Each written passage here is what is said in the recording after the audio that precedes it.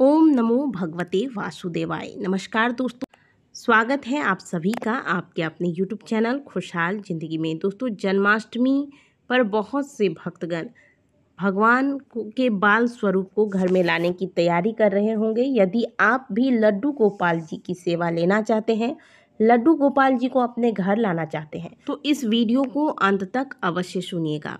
लड्डू गोपाल जी को घर में लाना, उन्हें विराजमान कराना, उनकी सेवा लेना बहुत ही पुण्य का कार्य है, लेकिन इसे करने के लिए आपको कुछ नियमों का ध्यान रखना है। किस प्रकार से लड्डू गोपाल जी की सेवा करनी है, किस साइज की लड्डू गोपाल आपको लेकर आना है, इस पे पूरी चर्चा करेंगे। क्या आपको लड्डू गोपाल जी को प्रतिदिन स्नान कराना है, प्रतिदिन भोग क्या लगाना है, और भी बहुत सारी जानकारियाँ जो लड्डू गोपाल जी की सेवा से संबंधित होंगी, आज की वीडियो में हम जानेंगे। दोस्तों, लड्डू गोपाल जी को यदि आप घर पे लाना चाहते हैं तो सबसे पहले आपको बता दें कि इस जन्माष्टमी पर आप लड्डू गोपाल जी को लाएं। इससे सुंदर दिन पूरे साल भर में और आपको नहीं मिलने वाला है लड्डू गोपाल जी को लाने के लिए। दूसरी बात, लड्डू गोपाल जी को जब भी आप घर में लाएं तो आप समझ लीजिए कि आपके घर में केवल लड्डू गोपाल जी का विग्रह नहीं आया है, बल्कि आपके घर में एक सदस्य आया है। और आज से आपके घर के उस सदस्य की जैसे बाकी सदस्यों की आप व्यवस्था कर, सोने की व्यवस्था, पोशाक की व्यवस्था हो, हर सीजन के अनुसार आपको लड्डू गोपाल जी के वस्त्र रखने होते हैं, 3 समय भगवान को भोग लगाने होते हैं, भगवान को स्नान कराया जाता है। ये सारी व्यवस्थाएं जैसे आप घर में अपने बच्चों का ध्यान रखते हैं, ठीक उसी प्रकार से अब लड्डू गोपाल जी को लाने के बाद आपको उनकी सेवा करनी है।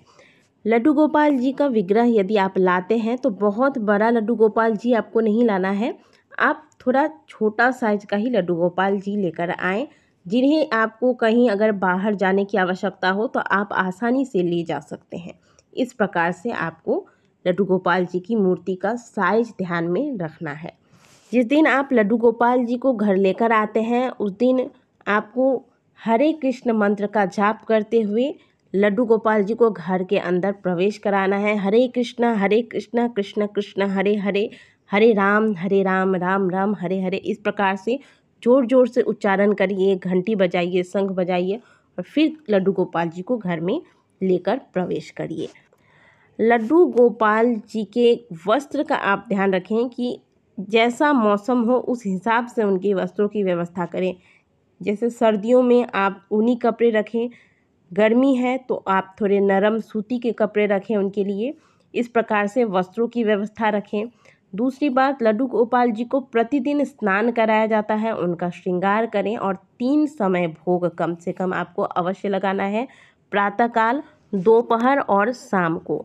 अब यहाँ ध्यान दीजिएगा कि यदि आपके घर में नॉनवेज बहुत ज़्यादा बनता है तब ऐसे में आप घर में लड्डू गोपाल जी को लाने की भूल बिल्कुल भी ना करें, क्योंकि लड्डू गोपाल जी जहाँ रहते हैं वहाँ लहसुन प्याज भी वर्जित बताया गया है।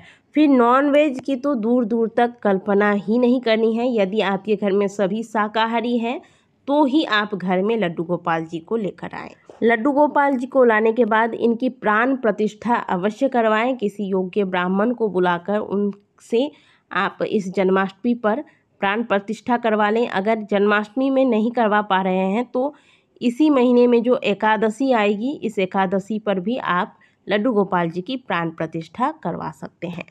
जब भी आप कहीं बाहर घूमने जाते होंगे तो आप अपने घर के बच्चों के लिए कुछ ना कुछ अवश्य लेकर आते होंगे। अब लड्डू गोपाल क्योंकि बाल स्वरूप हैं तो जहाँ भी आप जाएं लड्डू गोपाल जी के लिए आप कुछ ना कुछ लेकर आएँ। जैसे कि आप लड्डू गोपाल जी के लिए मिठाई लेकर आ सकते हैं, फल खरीद कर ला सकते हैं, जो मन करे आप लड्डू गोपाल जी के लिए। जब भी बाहर जाते हैं आपको कहीं लड्डू गोपाल जी का कोई ड्रेस दिख जाता है तो बहुत ही प्यार से ऐसी मन में विचार कीजिए कि मेरे घर में एक बालक है और उसके लिए मैं ये चीज़ें लेकर जा रहा हूँ या जा रही हूँ। इस प्रकार से आपको मन की भावना रखनी चाहिए।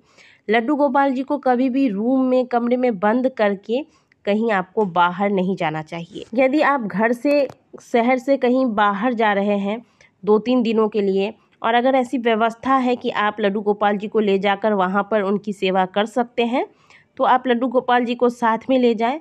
लेकिन यदि ऐसी व्यवस्था नहीं है तो यदि नहीं तो यदि आपके घर के आसपास कोई ऐसे रिश्तेदार हैं जो लड्डू गोपाल जी के 2-3 दिन सेवा कर सकते हैं, तो उनके पास आप लड्डू गोपाल जी को रख के जा सकते हैं। ये भी नहीं हो पाता है तो आपके जो पुजारी जी हैं, पंडित जी हैं, जिनसे आप घर में कोई भी पूजा पाठ करवाते हैं, तो उनके हाथ में भी आप लड्डू गोपाल जी को कुछ दिनों के लिए सौंप कर जा सकते हैं। वैसे कोशिश कीजिएगा कि स्वयं आप जहाँ जाते हैं वहीं लेकर जाएं लड्डू गोपाल जी को, क्योंकि कभी हम बाहर जाते हैं तो अपने संतान को, अपने बच्चों को कभी किसी और के घर तो छोड़ के नहीं जाते, अपने साथ ही लेकर जाते हैं। तो लड्डू गोपाल जी भी बाल स्वरूप है, उन्हें संभव हो तो साथ लेकर ही जाए, लेकिन घर में बंद करके रख के जाने की गलती ना करें।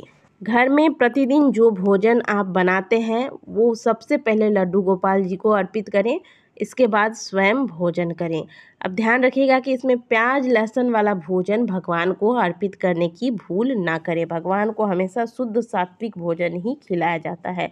और यदि आप लोग प्याज लहसुन खाते हैं तब ऐसे में आप प्रतिदिन लड्डू गोपाल जी के लिए कुछ अलग से, जैसे आप थोड़ा हलवा बना लीजिए, खीर बना लीजिए, कोई भी चीज़ जैसे दाल चावल, दाल रोटी, इसमें आप प्याज लहसुन का प्रयोग नहीं कर सकते हैं। बिना प्याज लहसुन का जो भी भोजन आप बना सकते हैं, आपको आसानी हो, इस तरीके से तैयार करके भगवान को भोग लगाएं। प्रत्येक साल जन्माष्टमी पर बहुत धूमधाम से लड्डू गोपाल जी के जन्मोत्सव को मनाना चाहिए। जैसे प्रतिदिन स्नान और भोजन कराया जाता है, ठीक उसी प्रकार प्रतिदिन आपको लड्डू गोपाल जी को रात्रि में यानी कि शाम को जब आप भोग लगाते हैं, इसके बाद सुलाना भी चाहिए। आप लोरी गाकर लड्डू गोपाल जी को सुलाएं, फिर प्रातःकाल बहुत ही प्यार से लड्डू गोपाल जी को सहलाते हुए या घंटी बजाकर फिर लड्डू गोपाल जी को जगाना चाहिए।